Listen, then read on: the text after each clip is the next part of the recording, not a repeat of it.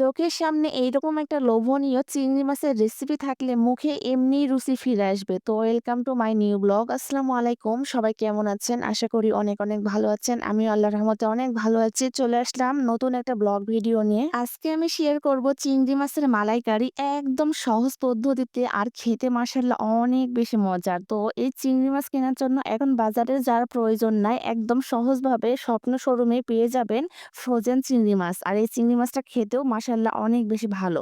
তো আমি স্বপ্ন শোরুম থেকে এরকম একটা চিংড়ি মাছ সংগ্রহ করেছি।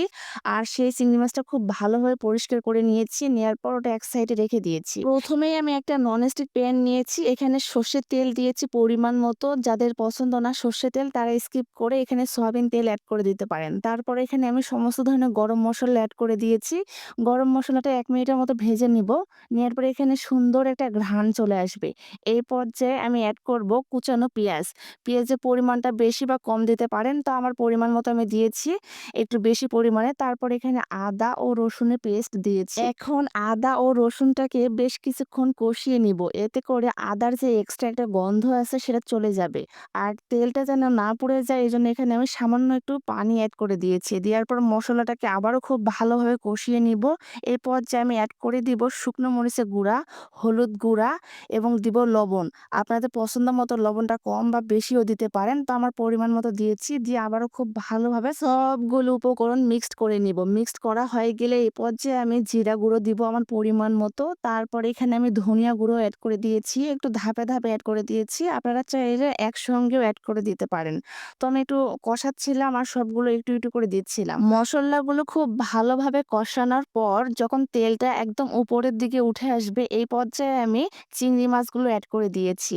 দেওয়ার পর সবগুলো মসলার সঙ্গে মিক্সড করে নিব। আর চিংড়ি মাছ খুব সহজে যেহেতু কুক হয়ে যায় এইজন্য খুব একটা সময়ের প্রয়োজন হয় না। এই তো আমি মিক্সড করার পর এখানে পরিমাণ মতো পানি দিয়েছি।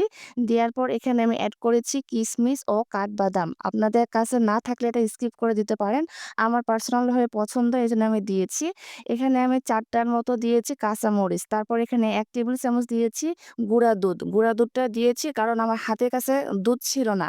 এইজন্য গুঁড়া দুধ দিয়েছি এবং পানি দিয়েছি। দেওয়ার পর খুব ভালোভাবে পানিটা ফুটিয়ে নিব। পানিটা খুব ভালোভাবে ফুটিয়ে এসেছে। এই পর্যায়ে আমি ১ টেবিল চামচ চিনি দিয়েছি।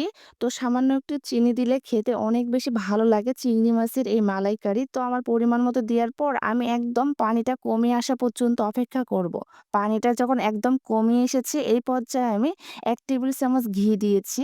তো ঘিটা দিলে সুন্দর একটা ঘ্রাণ আসবে এইজন্য এড করেছি। তো আমার ভিডিওটি কে কোন জেলা থেকে দেখতেছেন অবশ্যই কমেন্টে জানাবেন।